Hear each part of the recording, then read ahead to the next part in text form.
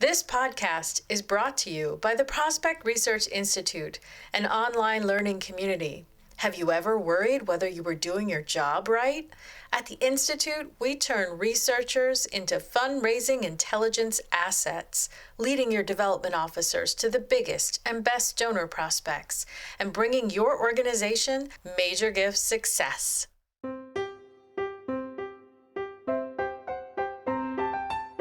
I'm a pretty big thinker and a very grand thinker, right? I want to make a difference in this world. I want to make it better. And Rotary gives me the global opportunity for that. I get to be a part of bringing good in the world through service on a global scale, but also then locally in my own community. Because people say, don't you know how to say no? I said, absolutely. I say no all the time, but not to the stuff that means something to me. I can't stand by. Welcome to Prospect Research Chat Bites, a podcast by and for prospect research professionals. I'm Jennifer Filla. Today, I'm talking with Carol Horner, founder of Synchronicity Inc. and author of the book Spiral Accountability. Hello, Carol. Thank you for joining me today on Chat Bites. Thanks for having me, Jen. So before we jump in and talk about philanthropy and community, I'm wondering if you'd be willing to share a little bit about your company and the work that you're doing. Yeah, absolutely. So I founded Synchronicity, my company, back in 1999. So it's been a little over 25 years now. Really what Synchronicity does, or what I do, because it is predominantly just me, is that my job's really to help people work better together. I call it being in sync. And I do that work in a variety of ways, most of which is leadership development. That's the bulk of what I do for clients is help leaders be better leaders and leadership teams be better leadership teams. That's my jam. It's my joy. It's my favorite thing to do. I work on what I call the human side of business. So don't call me for strategic planning, but I can certainly help your team be better at executing it. Well, it's funny, when I took a look at your LinkedIn profile, which of course I did, right? I couldn't help but notice that you're involved with a lot of groups over the years, but there's one that really stands out for longevity, and that's Rotary International. What is Rotary and why is it so important to you? So I've been a member of my Rotary Club for 20 years. And at first, it was a networking opportunity. Our club is about 100 members, and it is the who's who of my hometown. And it was just great connections, looking for opportunities for business, not really realizing the power of Rotary. And Rotary International is a worldwide global organization that has over 1.4 million members in over 34,000 clubs in 200 countries. We're that non-governmental organization that can cross the boundaries that other organizations cannot. We're not bound by borders or, all the human-made kind of barriers to connection and service. Our mission is really service above self. That's our motto. That's the criteria to get in. Two criteria. One is the idea that you see service being a worthy enterprise. And two, that you are ethical. And we have a thing called the four-way test of the things we think, say, and do. Is it the truth? Is it fair? Does it build goodwill and better friendships? And is it beneficial to all concerned? And so if you can pass that four-way test and you have a heart for service, that's what it takes to be a Rotarian. I'm a pretty big thinker and a very grand thinker, right? I want to make a difference in this world. I want to make it better. And Rotary gives me the global opportunity for that. I get to be a part of bringing good in the world through service on a global scale, but also then locally in my own community. So my club is notorious for doing some amazing things. My club is over 100 years old. Rotary International is approaching 125 years old. I think my club's like 108. That was an early club. Yeah. And it used to be the old white man's club, and it's just not that anymore. My club in particular is very diverse, and it brings us a lot of value to have that diversity. So I really enjoy the opportunities that Rotary gives me. So for instance, I'll be in Canada, in Calgary, in June for our Rotary International Convention. And this convention will have 40,000 Rotarians from around the world all converging to share space and story.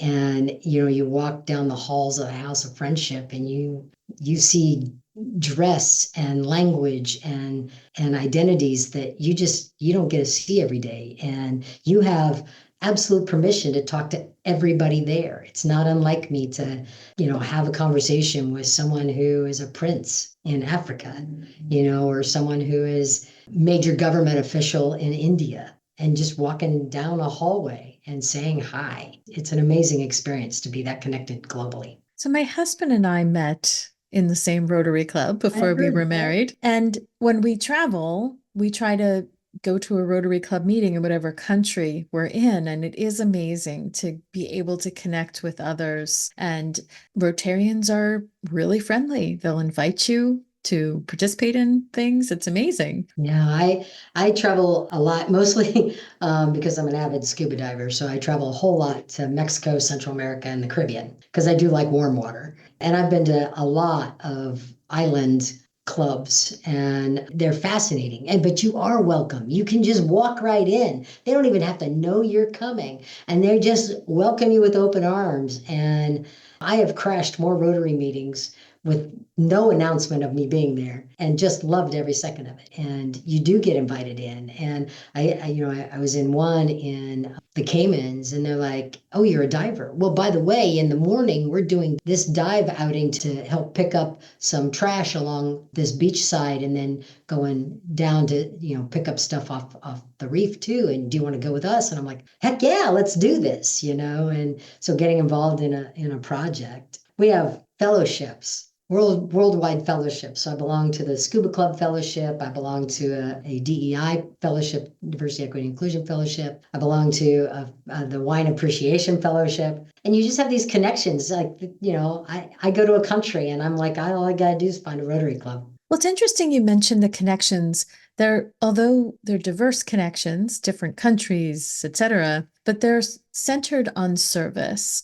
Can you share a little bit more about how your Rotary Club works within your community and how that is important? So one of the great advantages of the Council Bluffs Noon Rotary Club here in Iowa is that we have nearly all of the major nonprofits in our community. Their executive director belongs to our club. So we very, very much have our thumb on the pulse of what our community needs. And so we do things several fold. One is we volunteer and support efforts that other nonprofits are doing. So for instance, just last year, and I'll just give a few things. Part of our Celebrate Council Bluffs week is a cleanup. And we have a team and we go out and we participate in that. We helped with Centro Latino, their health festival. We helped with that. So we volunteer to support projects. And then we also fundraise. And so we do a fundraiser every year, a soup luncheon that we sell tickets for, and people come and have a soup lunch with us. And one of our major projects every year is to do a fifth grade career fair. And we learned from our educators in our club that fifth grade is a very key year for kids to buy into finishing school, right? And so if they get connected as to what they're learning in school and how it affects them as a professional, or as somebody, working outside after school or after high school or college. And so we have like trades and we have all the professions. We'll have like 40 different things for them to choose from that they can go and learn about. And because I do it often as an entrepreneur, I will share with them what I learned in school and how I use that now in running my own business. It affects the kids. So like we have kids that are graduating because we've been doing this for years. And so we bring seniors that were in our fifth grade career fair when they were in fifth grade back to help escort the kids around and manage that. Everybody in fourth grade knows that they get to do this in fifth grade. Like every fifth grader in every school in our community. And it's 1,000 fifth graders. Organized chaos. And it is a ton of fun, but it's something that we know that we're impacting long-term these kids' lives and helping our school district make a difference. And we pay for all that. We pay for the transportation of the kids. And we pay for the space that we use and all of that, so it doesn't cost the school district anything. Those are the kinds of things that we do. We just got a grant from the foundation to build beds for kids that have homes but no bed of their own. And so we built 40 beds in a day, and then started distributing them to kids that needed beds. And it was amazing to see them light up to have their own place to sleep. It's something so small, makes such an impact on how they look at their life. And it's just a small act of service. And we love that. Well, what about you personally? I'm sure you get a lot of requests. Will you fund this? Will you attend our gala? Will you attend this? A lot of asking for money. How do you navigate that and manage your own personal philanthropy? It's interesting. One of the things I love about living in a town our size, still being in a very large metro, we're in the Omaha metro. So, I mean, there's nearly 1 million people in a 50-mile radius of this place. But my little town has about 70,000. And we've got a lot of nonprofits that do a lot of really great work. And, as Rotarians, we do a lot individually. But it's interesting because you'll go to a gala, like you mentioned, and we'll have more Rotarians at the gala than we have in a meeting on a given week. And I'm one of those, I mean, in our town, especially as a business owner, there's an understanding that you're going to engage and be a part of helping our community. And so I do that. I sponsor a lot of things. I have personally, I've co-chaired or chaired, actually. They gave me like a celebrity co-chair. I co-chair a golf tournament in our community called Spirit of Courage. And it's just one aspect of a Spirit of Courage weekend that we create for Jenny Edmondson Hospital. And it benefits charitable patient care when it comes to cancer patients. And so we help pay for things that their insurance isn't covering. So for instance, if you have to travel into our hospital because you live in rural Iowa and you got to travel 45 minutes a day, every day for 6 weeks for radiation, that's a lot of gas. And so we provide gas cards. We don't want these other expenses inhibiting their ability to get treatment. And we will raise $125,000, $150,000 in net proceeds every year, and we spend it every year. And we just start over and just raise more to help cover some of these costs for cancer patients. And you can have really great insurance, but if you've got to pay co-pays every time you show up, and it's taking time away from work, just the expenses build when you have cancer, even though you're going to be okay.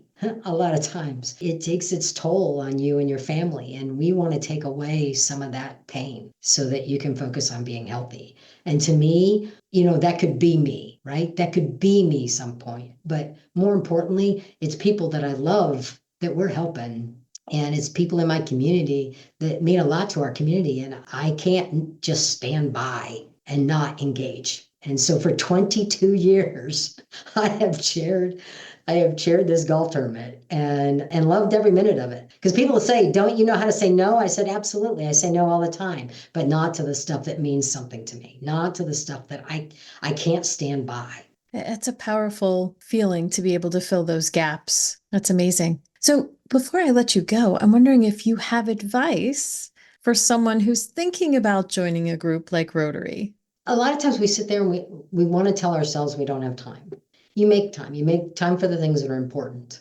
And what I love about Rotary is that sometimes it comes in waves for me. There's times when I'll go weeks without getting to our meeting. I may have to skip projects because of my work and the things I have going on, but it's okay because I stay engaged in what I can stay engaged in. I stay engaged in giving to our Rotary International Foundation. I stay engaged giving to Polio Plus for the eradication of polio. I stay engaged in as much as I can do to give my vocation to Rotary and my talent to Rotary and as much time as I can offer. And, find the thing that serves your heart and know that you'll make time for it. And you can, bring your kids. This isn't an adult-only situation. Bring your kids. We have kids at meetings. We have kids at projects. We have kids everywhere all the time. It's no big deal. Grandkids, too. Thank you so much for sharing. I appreciate the opportunity, Jen. This was fun.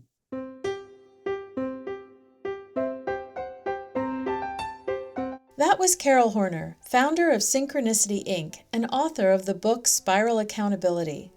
Sometimes we prospect research professionals get lost in the zeros of ultra-high net worth individuals and forget about the power of local philanthropists like Carol Horner. You might not find Carol's name emblazoned on the School of Business, but her work in her Rotary Club demonstrates how working together as a group in the community can have a major fundraising impact on local organizations and around the world.